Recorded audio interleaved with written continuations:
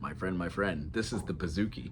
It's like a large scale mandolin, so if you learn how to play chords on a mandolin, chances are you're going to be able to play those same chords on this. The beauty of it, that I think it follows the same rules that we would apply towards playing the mandolin. When we do it, there's more of a fretboard space here, and it helps if you're a guitar player to try and do these alternating rhythms right here to keep different rhythms. You can drone these notes.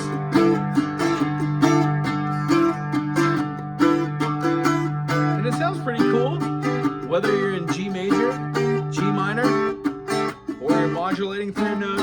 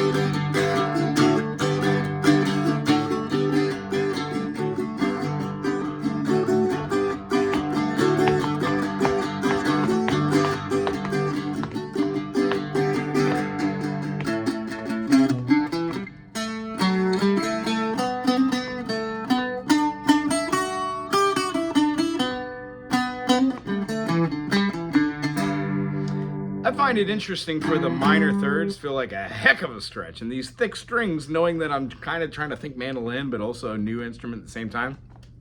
I assume when I clock 20 hours on this, I'll be able to take the concepts of just like a G major, A minor, B minor, C major, D major, moving it up and down the neck, figuring out where this G major is, how to keep these notes, and then how to play melodic scales. And not get those mixed up with all the different scale pattern shapes. So what I would say as far as this video goes, watching me play on this bouzouki large scale mandolin, is if you find yourself in the position to get a new instrument, you're already playing something like the electric guitar, and we're doing an intermediate series, so check that out if you can. And then you're learning how to do scales, chords, inversions. You know a little bit about how to do chord construction, how to look and write out a chart, and then how to take it from one instrument and put it on another. And then also, more importantly, how to teach that to somebody else. That means you pretty much are an intermediate guitar. You're learning how to do major scales. You know the difference between the major scales and then flattening the third, flattening the sixth, and then the seventh. And then maybe you're into modes that are, let's play Lydian. G, A, B, C sharp. When we do things along that line, we find ourselves making connections that we necessarily wouldn't have had unless we had somebody show that to us or we put time into it. I don't know if I've ever met anybody who sits down and says blank blank mode is the same as this mode. When you play this mode forwards, it makes this mode in reverse. In fact, a lot of people I talk to don't even know what scales and modes are. All we really get to is this chord sounds happy and this chord sounds sad. That's generally as far as we get. It's really an eye-opener to somebody who's been playing music for 10, 15 years and learns what the functionality of a diminished really is and how to use that. And then the different runs, hearing these minor thirds.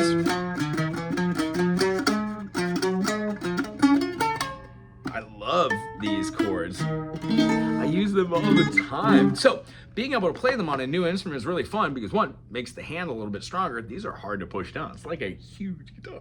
And then as far as the sound, it absolutely is wonderful.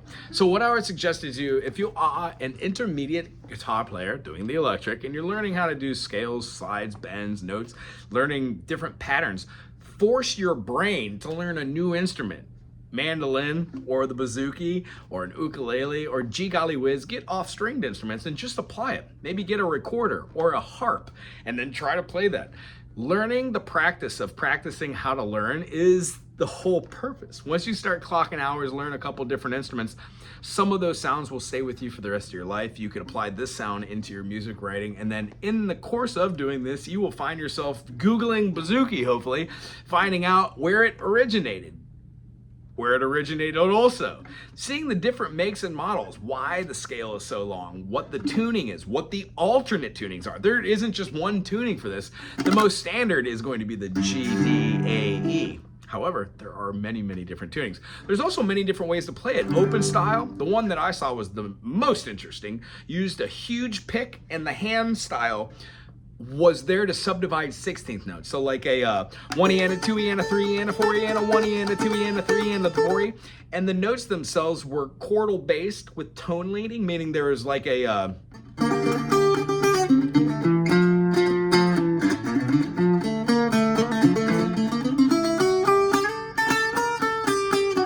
also, it was tuned, I think, microtonally, which means this tone, the tuning on this is very standard for the Westerner.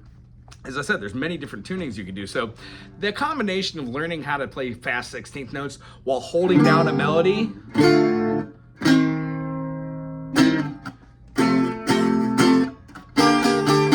is a hard thing to do, let alone do it on a new instrument. So if you go real slow,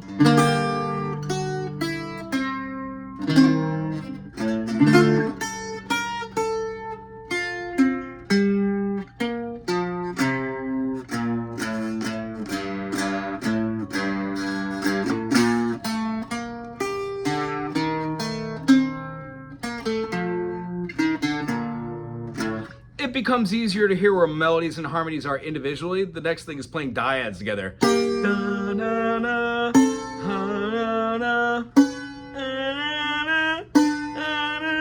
And then experimenting with it, because we know what certain chords sound like, and we know what moving with different major thirds and minor thirds does to the ear.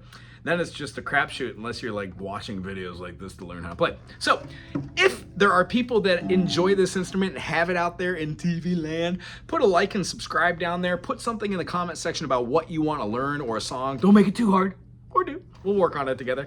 I just want to see if there's a call for us to play the long scale mandolin or the bouzouki. I definitely can teach you the chords if you're brand new, because they are, again, like the mandolin. So we would just call this out for what it is. We have a major chord. We could show minor chords and the relative major from it. Heck, we could even talk about the aforementioned, like an F major, and show you a couple different ways to play that. And then show you some phrasings that'll help you play over the top of them, along with a couple notes, like the 1, 2, 3, 4, 5, 6, 7, and 1. I can show you the patterns. Sorry. And how those patterns fit together. That is how we move up and down the fretboard, by knowing what notes work with other notes, and it's not so super hard. We have this pattern, which is a whole step pattern. We have this step, whole step, half step. Then we have a half step, whole step. Between those patterns, it's every scale up and down the fretboard. If you are interested in the blah, blah, blah I just said right there, and you dig on this bouzouki large scale mandolin, put it in the comment section, and I'll try to do some more videos on it. Otherwise, check out the channel and have fun. Aloha!